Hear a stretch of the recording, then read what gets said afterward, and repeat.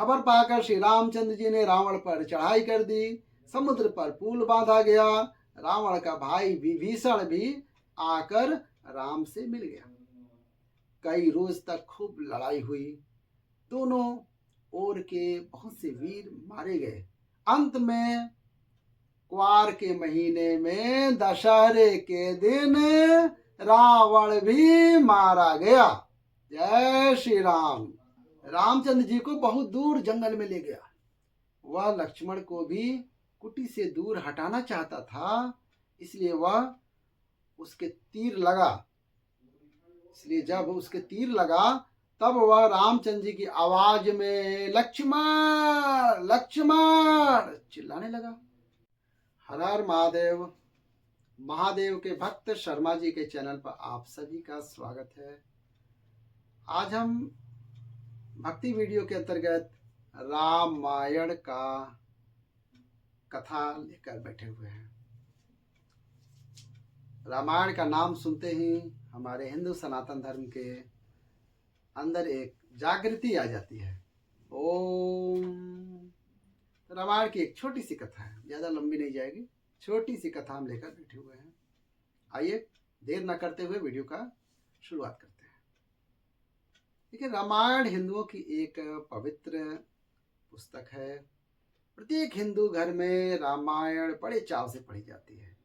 इसमें हम भगवान राम के चरित्र के बारे में पढ़ते हैं। भगवान राम महाराज दशरथ के पुत्र थे। दशरथ जी अयोध्या के राजा थे। राजा दशरथ की 3 रानियां थीं, कौशल्या, सुमित्रा और कैकेयी। बहुत दिनों तक राजा के कोई पुत्र नहीं हुआ। राजा को सदा चिंता लगी रहती थी। अंत में वशिष्ठ जी के कहने से राजा ने एक यज्ञ किया, जिसे पुत्रेष्टि यज्ञ कहते हैं। श्रृंगी ऋषि ने यह यज्ञ करवाया था। यज्ञ के बाद तीनों रानियों को खीर का प्रसाद दिया गया।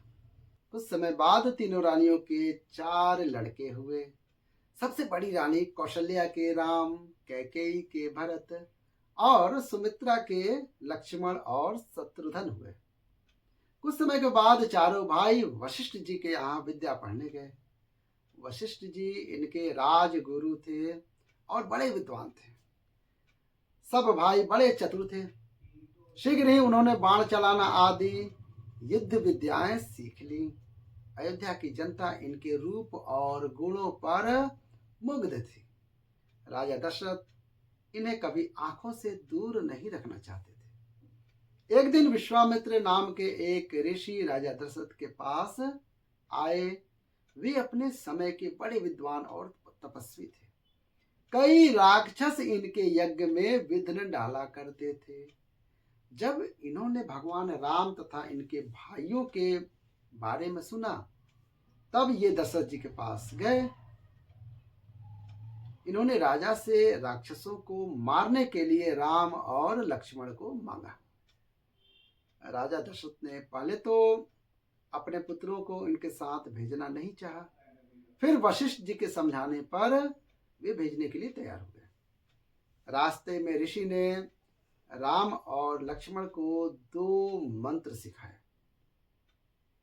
इन मंत्रों को सीखने के बाद वे कभी थकते नहीं थे। ऋषि के आश्रम में जाते हुए उन्होंने ताड़का नाम की राक्षसी को मार डाला।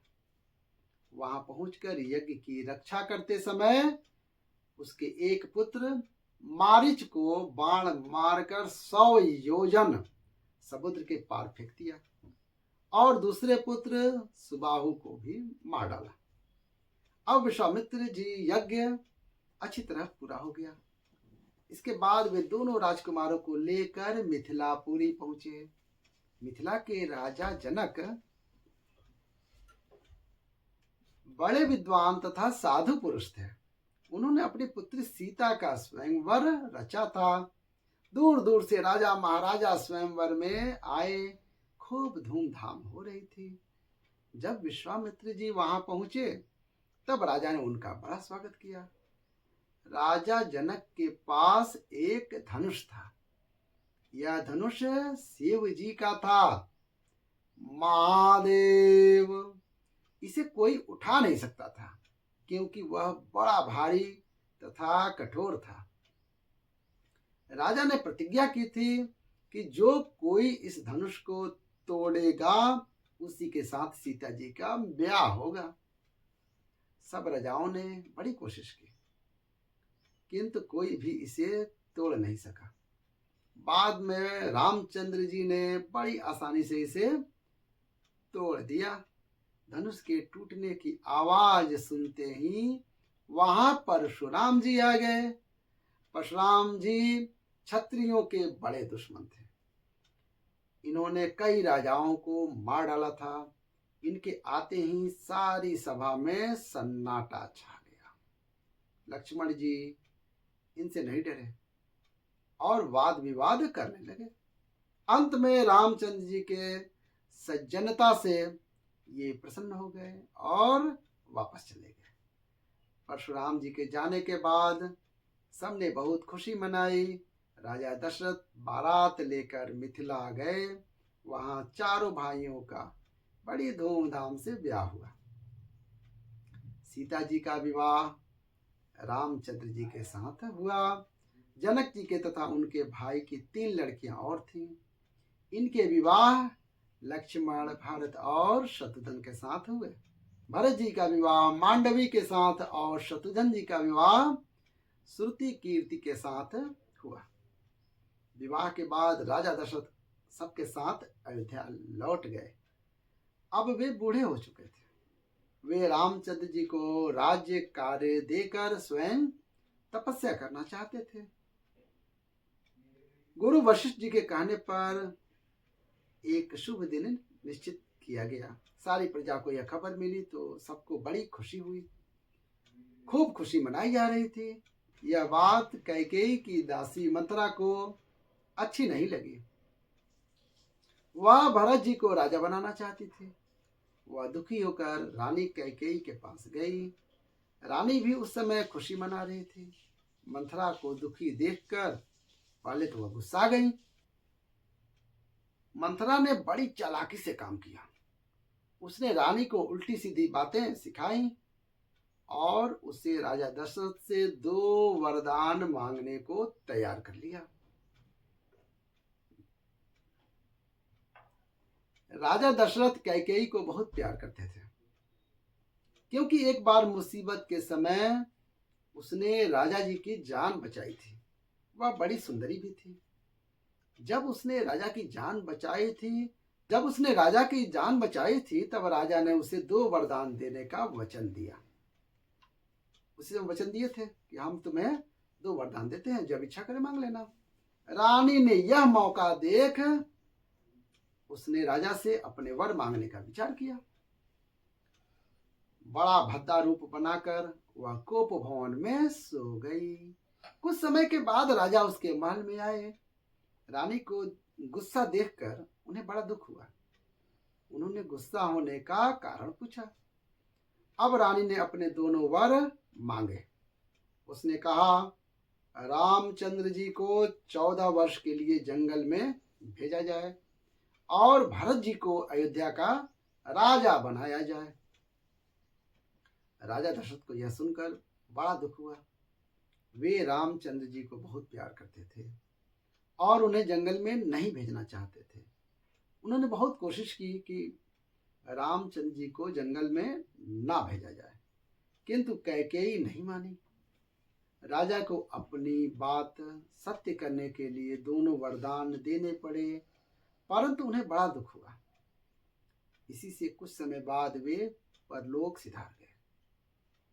रामचंद्र जी माता पिता की आज्ञा मानते थे। वे शीघ्र ही वन जाने को तैयार हो गए।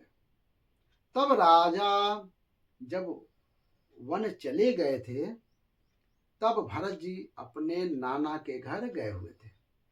जब दशरथ जी की मृत्यु हुई थी उस समय उनके पास कोई पुत्र नहीं था।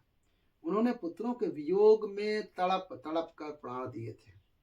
इस प्रकार श्रवण कुमार के माता पिता का शाप सच्चा हुआ था। रामचंद्र जी के जाने के बाद भरत जी को नाना के घर से बुलाया गया। दशरथ जी का शरीर कुछ समय के लिए वैज्ञानिक विधि से तेल में रखा गया था। भरत जी ने आकर उनकी दाह क्रिया की। इसके बाद भरत जी रामचंद्र जी को वापस लौटाने के लिए जंगल में गए। बहुत कहने पर भी रामचंद्र जी नहीं लौटे। अंत में भरत जी उनकी पादुकाएं ले आए और उन पादुकाओं को सिंहासन पर विराजित कर वे शासन कार्य करने लगे। कुछ समय के बाद रामचंद्र जी दंडकारण्य नामक वन में पहुंचे। वहां रावण की बहन शूर्पणखा उनके रूप पर रीझ गई। वह उनके साथ विवाह करना चाहती थी। रामचंद्र जी ने उसे लक्ष्मण के पास भेज दिया। लक्ष्मण जी को बड़ा गुस्सा आया। उन्होंने उसके नाक और कान काट लिए। उसकी बड़ी भद्दी शक्ल हो गई। वह अपने भाई के पास गई। उसका भाई रावण बड़ा शक्तिशाली राक्षस था। वह लंका का राजा था। बहन की दशा देखकर उसे बड़ा गुस्सा आया और उसने बदला लेने का विचार किया। वह अपने मित्र मारीच के पास गया। उसे जानवर का रूप बनाने की कला आती थी। उसने अपने को एक सोने का हिरन के रूप में बदल लिया। रावण ने सोचा था कि हिरन को देखकर रामचंद्र जी तथा लक्ष्मण जी शिकार खेलने आएंगे और वह सीता को अकेले में चुरा ले जाएगा। उसकी यह इच्छा पूरी भी हो गई। जब सोने का हिरन सीता जी ने देखा तब वे मोहित हो गईं। उन्होंने रामचंद्र जी से उसका चर्म लाने की प्रार्थना की। रामचंद्र जी उसका शिकार करने गए। उन्होंने लक्ष्मण जी को सीता के पास रहने के लिए कहा, क्योंकि वे उन्हें अकेला नहीं छोड़ना चाहते थे। कुछ देर बाद वह हिरन रूपी राक्षस रामचंद्र जी को बहुत दूर जंगल में ले गया। वह लक्ष्मण को भी कुटी से दूर हटाना चाहता था, इसलिए वह उसके तीर लगा। इसलिए जब उसके तीर लगा तब वह रामचंद्र जी की आवाज में लक्ष्मण लक्ष्मण चिल्लाने लगा। रामचंद्र जी की दुख भरी आवाज सुनकर सीता जी घबराई। उन्होंने लक्ष्मण को उनकी मदद के लिए भेजा। अब वे अकेली रह गई। अकेली पाकर रावण उन्हें उठा ले गया। कुछ समय के बाद रामचंद्र जी तथा लक्ष्मण जी वापस आए। सीता को न पाकर उन्हें बड़ा दुख हुआ। वे इधर उधर देखने लगे। रास्ते में उन्हें जटायु नाम का पक्षी मिला। उसने सीता जी को बचाने की कोशिश की थी, इसलिए रावण ने उसके पंख काट दिए थे। जटायु ने सारा किस्सा रामचंद्र जी को सुनाया। चलते चलते रामचंद्र जी ने ऋषिमुख पर्वत के पास पहुंचे। वहां उन्हें सुग्रीव मिला। इसका भाई बाली बड़ा वीर था। बाली ने सुग्रीव का राज्य छीन लिया था और उसकी पत्नी को भी अपने पास रख लिया था। सुग्रीव अपने भाई से डरता था।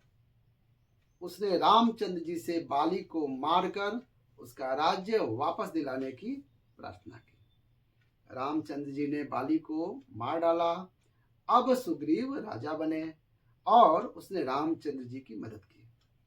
उसने अपनी सारी सेना हनुमान जामवंत आदि के साथ उनकी सहायता की। हनुमान जी बड़े उदार थे। उन्होंने सीता जी को ढूंढ निकाला। वे खोज करते हुए लंका में सीता जी के पास अशोक वाटिका में जा पहुंचे। जय श्री राम। वहां उन्होंने बहुत से पेड़ तोड़ डाले, सारे फल खा लिए। यह देखकर राक्षस उन्हें रावण के पास पकड़ कर ले गए। रावण ने इनकी पूंछ में आग लगवा दी। हनुमान जी ने उसी आग से लंका को जला डाला और लौटकर सीता जी का पता श्री रामचंद्र जी को बता दिया। खबर पाकर श्री रामचंद्र जी ने रावण पर चढ़ाई कर दी। समुद्र पर पुल बांधा गया। रावण का भाई विभीषण भी आकर राम से मिल गया। कई रोज तक खूब लड़ाई हुई। दोनों ओर के बहुत से वीर मारे गए। अंत में क्वार के महीने में दशहरे के दिन रावण भी मारा गया। जय श्री राम। सीता जी वापस आई। उनकी अग्नि परीक्षा ली गई, वे बिल्कुल पवित्र थीं, इसलिए रामचंद्र जी ने उन्हें स्वीकार कर लिया। अब 14 वर्ष समाप्त होने वाले थे। रामचंद्र जी ने लंका का राज्य विभीषण को दे दिया। इसके बाद पुष्पक विमान पर बैठकर वे अयोध्या लौट आए। इसके साथ हनुमान, सुग्रीव आदि भी आए थे। भरत जी ने उनका राज्य उन्हें लौटा दिया। अब भगवान श्री रामचंद्र जी का राज्याभिषेक हुआ, खूब धूमधाम हुई। वे बड़े अच्छे राजा थे। अभी तक अच्छे राज्य की तुलना इनके राज्य से की जाती है। कुछ समय के बाद लोक निंदा के डर से उन्होंने सीता जी को वाल्मीकि ऋषि के आश्रम में भेज दिया। यहाँ इनके लव और कुश नामक 2 पुत्र हुए। रामचंद्र जी ने अश्वमेध यज्ञ किया। इस समय सीता जी को वापस बुलाया गया, किंतु वे पहले नहीं आई, फिर आकर धरती में समा गई। उनके पुत्र लव और कुश बड़े वीर थे। रामचंद्र जी के बड़े आदर्श पुरुष थे। उनकी पूजा अवतार के रूप में की जाती है। उनका जीवन चरित्र पहले वाल्मीकि ऋषि ने लिखा था, यह संस्कृत में लिखा था। बाद में तुलसीदास जी ने हिंदी में रामचरितमानस लिखा और उनके चरित्र का बहुत सुंदर वर्णन किया। छोटी सी कथा में पूरी रामायण हमने सुना डाली। वीडियो कैसी लगी? अच्छी लगी तो प्यारा सा लाइक कर दीजिएगा और कमेंट में जय श्री राम लिखिएगा। और श्री राम भक्त हैं तो हमारे चैनल को सब्सक्राइब जरूर कीजिएगा। सब्सक्राइब करते समय यहाँ बेल आइकन मिलेगा, उसे दबाकर ऑल का नोटिफिकेशन ऑन कर दीजिएगा, ताकि हमारे कथा, प्रवचन, सत्संग के वीडियो जो भी आएंगे उसे आप देखकर लाभ उठा सकें। हर हर महादेव।